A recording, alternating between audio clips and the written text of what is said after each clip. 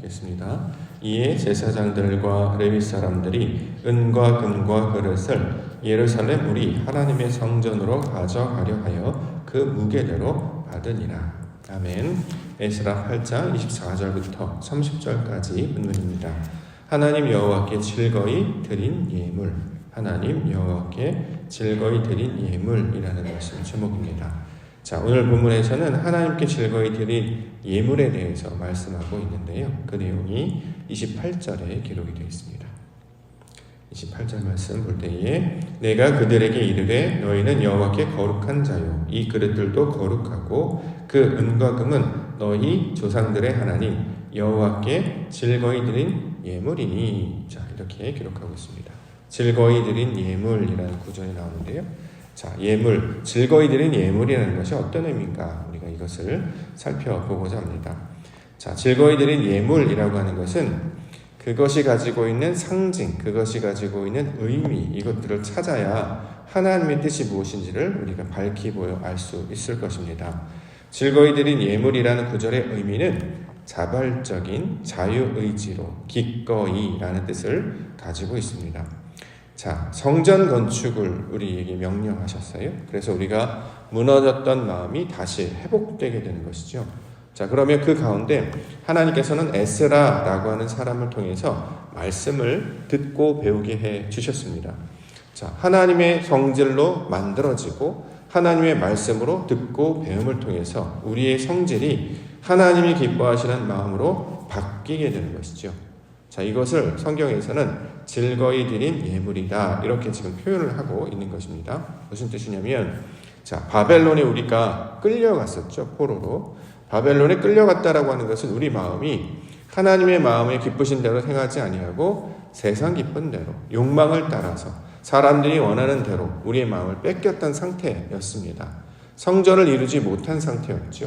다 하나님께서 이제 마음을 돌이키셔서 성전을 짓게 하십니다. 우리 마음 가운데 임재하시기 위하여서 우리의 마음을 변화시키시고 하나님이 거하실 처소로 만드시는 이야기로 시작하고 있다는 것이죠. 자, 이처럼 하나님께서 원하시는 모양으로 만들어지고 그러면 우리의 성질이 하나님의 성질로 바뀌게 되겠죠.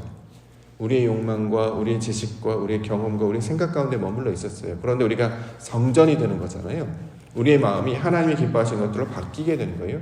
그러면 성질도 바뀌게 되겠죠. 단순히 하나님 우리와 함께 하십니다 이게 아니라 우리가 가지고 있던 원래 마음의 상태가 하나님께서 기뻐하시는 상태로 바뀌게 된다는 거예요. 그 대표적인 특징이 뭐냐? 자발적이게 되고 기꺼이 드리게 되고 즐거이 드리게 된다.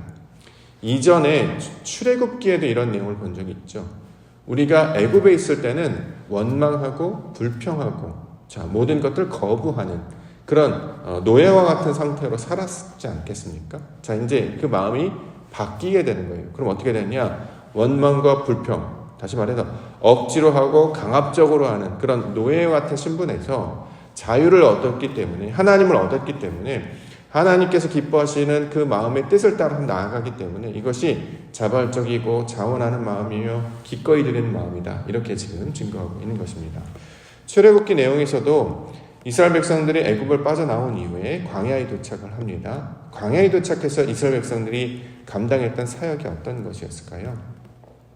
출애굽기 20장 쭉 이유를 쭉 살펴보시면 성막을 짓는 이야기로 계속 이어져 나간단 말이죠. 광야에 나아가서 뭘 만들었느냐? 성막을 지었어요. 원래 그 사람들은 애굽에서 그 국고성, 자, 이집트 바로 왕을 위한 성 또는 창고를 지었던 사람들이었잖아요. 자, 애굽의 왕을 위해서, 그러니까 다른 사람을 위해서 뭔가 집을 짓고 건축물을 쌓았던 사람들이 광야에 나가서 뭘 하느냐? 우리 안에 마음의 성전, 성막을 짓는 사람으로 바뀌게 되었습니다. 자, 성막을 온전히 다 짓고 난 다음에 그들은 어떻게 변화되느냐? 즐거운 마음으로, 자원하는 마음으로 예물을 가지고 왔다. 이렇게 기록하고 있기도 합니다. 출애굽기 36장 3절에 내용이 나와 있는데 그들이 이스라엘 자손의 성소의 모든 것을 만들기 위하여 가져온 예물을 모세에게서 받으니라. 그러나 백성이 아침마다 자원하는 예물을 연하여 가져왔다. 자원하는 예물을 가져왔다. 집에 있는 걸 뭔가 끄집어낸다 이런 개념으로도 이해할 수 있겠습니다만 우리 마음의 상태가 하나님께 나와 기쁨의 상태, 내가 원하는 자발적인 상태가 된다는 거예요. 뭘 원하는지 모르면 우리는 억지로 하잖아요. 그렇죠? 명령을 하거나 지시를 하면 내가 원래 품었던 마음이 아니면 그것이 명령이 되고 지시가 되어서 불편이 일어나고 갈등이 일어나게 됩니다. 근데 무슨 뜻인지를 알게 돼요. 왜 이런 말을 하는지, 왜 이런 것을 해야 되는지 알게 되면 그건 억지로 하는 것, 강요에 의해서 하는 것이 아니라 내가 바라고 원해서 하는 일이 된다라는 거죠. 예컨대 예배가 바로 그런 것이게 되겠죠. 예배가 규칙이 되고 율법이 되면 억지로 하는 것이 될 것이고, 나오라 하니까 책임을 졌으니까 이런 강압적인 분위기, 자, 그런 것 때문에 하는 것이 될 텐데, 하나님이 기뻐하시는 마음이 어떤 것인지 알면 예배가 우리 가운데 주신 하나님의 선물이고 구원받은 백성들이 하나님 앞에 나아가 기쁨을 표현할 수 있는 방향을 깨닫게 되는 자들이라면 예배를 드릴 때 자원하는 마음으로 예배를 드리겠죠. 기뻐하는 마음으로, 즐거운 마음으로 하나님 앞에 나오게 되겠죠. 자, 이것을 가리키고 있는 말이 즐거이 드린 예물이라는 말씀의 내용이 되고 있는 것입니다. 자, 신앙이라고 하는 것, 우리 가운데 어떻게 나타나야 될 것인가? 성장하고 성숙한 마음으로 바뀌게 되는 거죠. 이전에는 겨우겨우 마지못해서 억지로 또는 어떤 책임감, 무게감, 이런 외부의 어떤 것들, 다시 말해 사람을 기쁘게 하기 위해서 행했던 일로 어떤 일들을 감당했다면, 신앙이 우리 안에 마음으로 자리 잡아서 하나님이 기뻐하신 뜻을 온전히 받은 자면 억지로 하는 마음에서 자원하는 마음으로 바뀌게 되는 것이고요. 강요에 의해서 하는 것이 아니라 내가 원해서 그런 일들을 하게 된다는 것입니다. 하나님이 기뻐하신 뜻이 뭔지를 아니까 그것을 스스로 기쁨으로 감당하려고 들지 않겠습니까? 자, 이처럼 우리의 하나님의 도우심을 입음으로 말미암아 우리의 성질이 변화되는 것, 자, 이것을 여호와께 즐거이 드린 예물로 우리 가운데 설명을 하고 있는 것입니다. 시편 51편 12절에 보면 주의 구원의 즐거움을 내게 회복시켜 주시고 자원하는 심령을 주사 나를 붙들어 주소서, 이렇게 시편기자가 고백합니다. 자원하는 심령, 이것들로 우리 심령이 변화되는 은혜가 있기를 주의 이름으로 간절히 축원합니다. 하나님을 섬긴다 말하면서도 여전히 노예와 같은 신분으로 마지못해서 하고 억지로 하고 누가 시켜서 하고 어떤 무게감 때문에 하고, 이게 아니라 하나님이 주신 기쁨, 하나님 주신 생명, 하나님 주신 그 자유를 통해서 참된 안식을 맛봄으로 말미암아 내가 선택하여서, 내가 그렇게 바라고 원하여서, 마치 사랑하는 사람을 그토록 간절히 바라고 원하는, 또는 그를 기쁘게 하기 위해서 최선을 다하는, 자, 그런 모습처럼 우리의 모든 것들이 바뀌어지는 은혜가 있기를 주의 이름으로 간절히 축원합니다. 자, 오늘 본문에서 내용들 이어가겠습니다. 12명을 세웠다, 이렇게 이야기합니다. 24절. 그때 내가 제사장의 우두머리들 중 12명 곧 세레바와 하사바와 그의 형제 10명을 따로 세우고, 자, 12명을 세웠다, 이제 이렇게 얘기하는데요. 12명. 야곱의 아들들의 숫자가 12이었죠. 그래서 여기서부터 출발하는 개념입니다. 야곱의 아들들이 12명으로 시작되어서 그들이 나중에 12지파를, 12족속을 이제 이루게 되는 것이죠. 자, 그래서 나중에 그들을 가리켜서 뭐라고 했냐면, 야곱의 이름, 그 이스라엘의 이름을 따라서 그 아들들을 이스라엘이라고 이렇게 불렀습니다. 따라서 성경에서 말하는 12은 영적 이스라엘, 아버지의 성분과 속성과 성질을 그대로 닮아 아들이 된 그 아들들을 가리키는 말로 사용하고 있습니다. 그래서 신약에서는 12제자의 개념으로 설명을 하고 있기도 합니다. 따라서 여기서 12명을 세운다라고 하는 것은 하나님의 형상을 닮은 자들로 바뀌어서 아버지 하나님의 백성이 되게 하시는 그런 내용을 담고 있는 말입니다. 그래서 중간에 나오면 세레바, 하사바, 자, 이 이름들이 나와요. 세레바, 하나님의 형상을 닮은 자; 하사바, 하나님을 생각하는 자. 자, 우리 안에 하나님이 없었죠.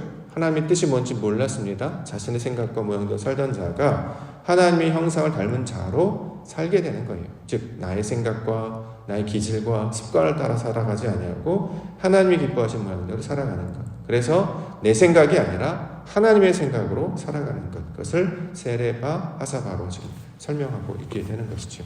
자, 신앙의 성장과 변화를 우리 가운데 가르쳐주고 있습니다. 우리가 어떻게 변화해야 되느냐? 하나님이 기뻐하신 뜻을 품고 사는 자들, 내 뜻대로 하지 아니하고 하나님을 생각하는 마음으로 사는 자들, 자, 이렇게 나아가야 할 것입니다. 그 다음은 은과 금, 그릇을 관한 이야기합니다. 25절과 26절.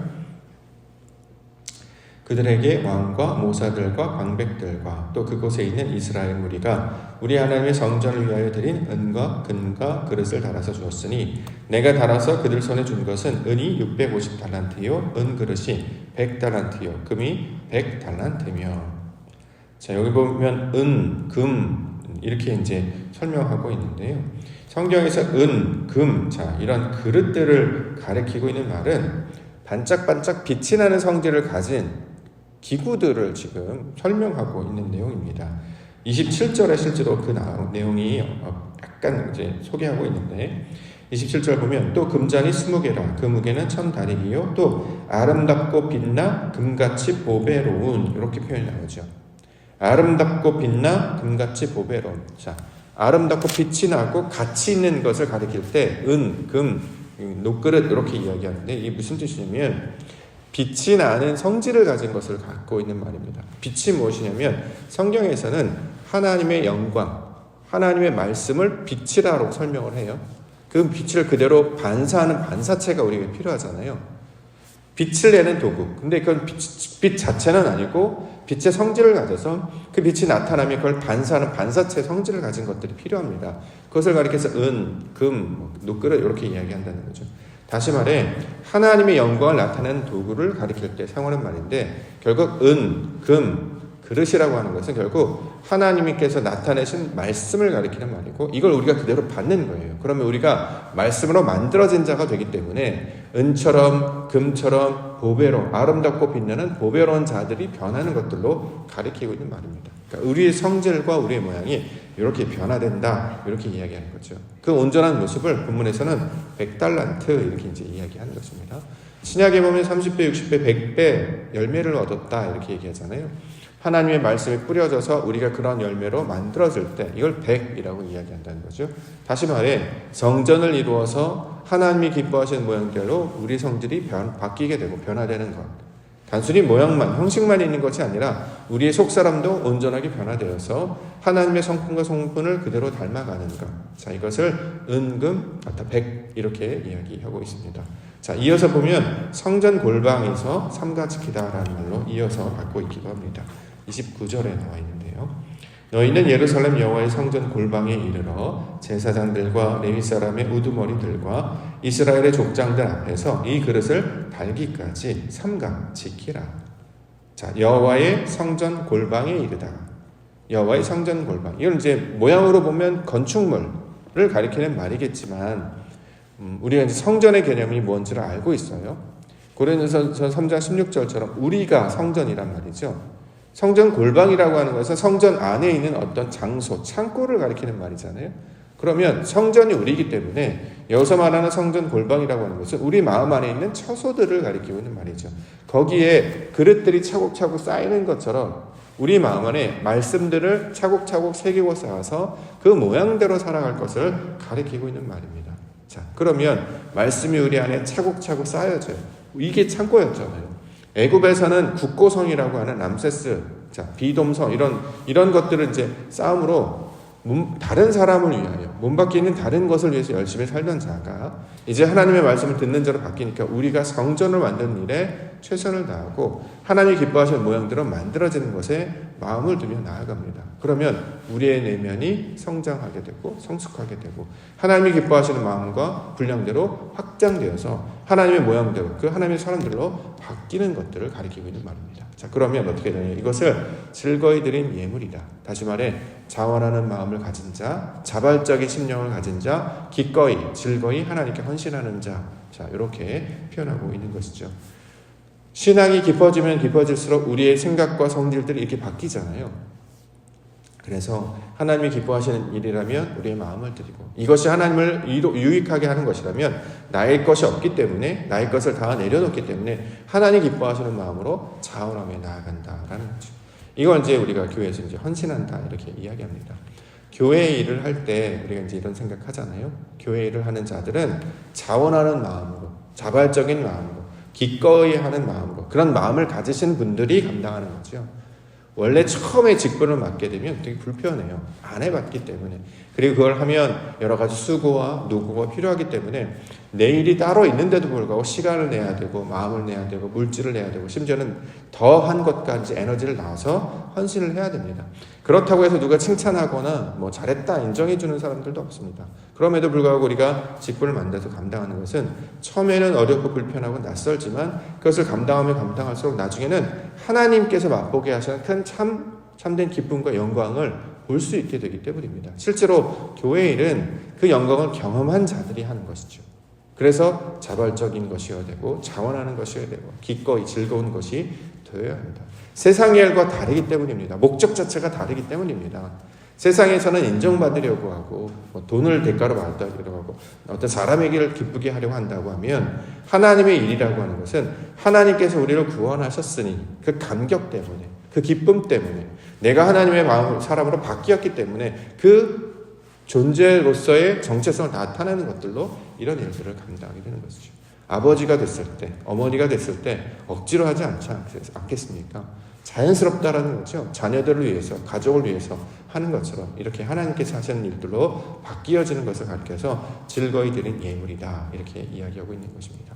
저와 여러분들을 이 모양으로 만드시기 위하여 부르신 줄 믿습니다.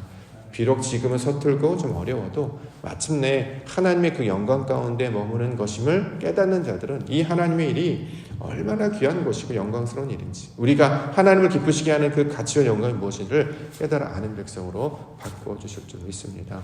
교회뿐만 아니라 하나님께서 맡겨주시는 일 이것을 귀하게 생각하시고 하나님께서 우리를 변화시키시려는 하나님의 의도임을 깨달아 온전히 순종하며 이것을 가지고 우리의 마음을 하나님께 온전히 내어드리는 우리 믿음의 성도님들과 교회가 되기를 소망합니다. 이 말씀들로 변화되며 오늘도 주의 말씀을 통하는 하루 되시기를 주의 이름으로 간절히 축원합니다.